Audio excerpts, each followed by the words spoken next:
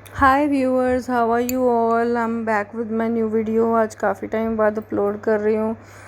So today I am going to talk about English paper. किसी भी तरह का जो इंग्लिश पेपर आप करते हो, तो मेरे माइंड में कुछ आ रहा था, सो आई थॉट कि मैं उसको वीडियो पे बनाऊँ। तो मैं ये चाह रही थी कहना कि अगर आप इंग्लिश के पेपर की बात करते हो, कहीं भी इंग्लिश पेपर, चाहे वो आइल्स है, चाहे वो आपका स्कूल में इंग्लिश का एग्ज़ाम हो रहा है ना, जो आपका 12th तक आप इंग्लिश का एग्ज़ाम देते हो, या और भी कोई भी आप इंग्लिश का एग्ज़ाम देते हो, तो इंग्लिश का जो पेपर है वो हमेशा अनसीन होता है। ऐसा कुछ नहीं होता कि आपको कोई सिलेबस दे रहे हैं और आप वो उसमें से क्रैम कर लोगे और आप पेपर दे दोगे। ऐसा नहीं हो सकता। English paper is always unseen. Unseen का क्या मतलब है? जैसे अगर हम स्कूल्स की बात करें तो सिर्फ एक लिटरेचर पार्ट होता है जो आपने किया हुआ, आपको लर्न करना पड़ता है और उसमें से आता है। बाकी सब चीज़ें डिपेंड करती हैं आपने सीखा हुआ, your way of doing it. आपको वो चीज़ करनी आनी चाहिए। टॉपिक वहाँ पर कोई भी हो सकता है, चाहे वो ऐसे हो, चाहे वो कॉम्प्रिहेंशन हो।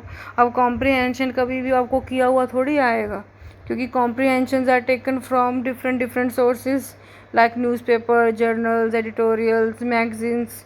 सो वहाँ डिफरेंट तरीके से सोर्स किए गए मटेरियल होते हैं, इंफॉर्मेशन होती है वो। So it can't be like you, it will be unseen always. So you should be ready for it.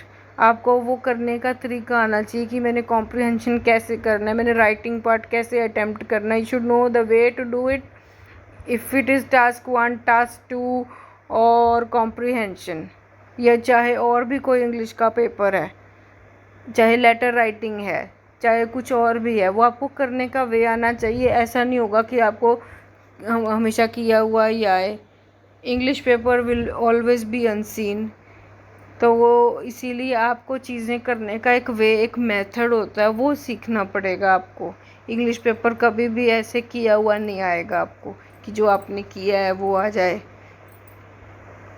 ये चीज़ मैं आपसे शेयर करना चाह रही थी। बाकी other videos will be uploaded soon.